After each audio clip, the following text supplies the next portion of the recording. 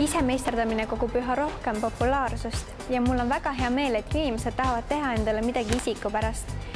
Täna viin teid Veimemaka salongi, mis asub Järve keskuses ning sealt leiab ka kõige nõudlikum ja vilunum klient kõik vajaliku.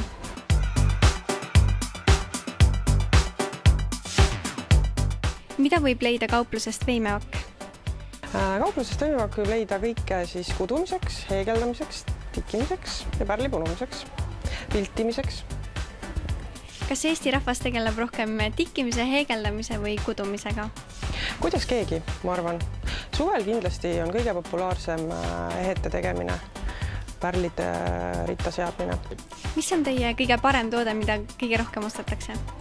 No suvel on kindlasti selleks pärlid ja üldse erinevad tooted siis ehete valmistamiseks. On võimalik kasutada väga keerulisi tehnikaid, mis vajavad siis ka vahendeid rohkem ja teadmisi, aga väga lihtsalt saab teha ja panna lihtsalt kõrvarõnga konksu pärlike selle taha ja ongi olemas paar kauneid ehteid. Millest see voolimismass üldse tehtud on ja mis ma sellega üldse tegema pean, kui ma ostan selle ära? See on polümeersavi ja ta õhu käes ei kõvastu, vaid teda on vaja küpsetada 110 kraadi juures praeahjus. Et lapsed võivad teha nendest väikseid loomakesi, samas saab kaunistada sellega ka erinevaid pindu ehk et vaase, klaase. Võimalusi on väga palju. Milliseid helmeid üldse ja kivikesi teil on ehete valmistamiseks? On erinevaid võimalusi jällegi, et on klaashelmed, on puuhelmed, kõikide tüdrukute lemmikud muidugi Swarovski kristallid. Kas igaüks saab selle meisterdamisega hakkama? Ja kindlasti. Et niipea, kui vähegi sõrmekesed on võimelised juba midagi tegema, nii kohe.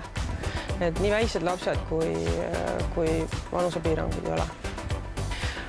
Polümeersavist ehete valmistamine on väga loominguline protsess ja seda saab teha kodus täiesti tavalises praeahjus küpsetades. Selles mõttes ei ole vaja mingeid eritingimusi. Ma näen, et siin laual on uudistoode, et äkki räägite nendest klaashelmestest. See on selle kevade uus toode.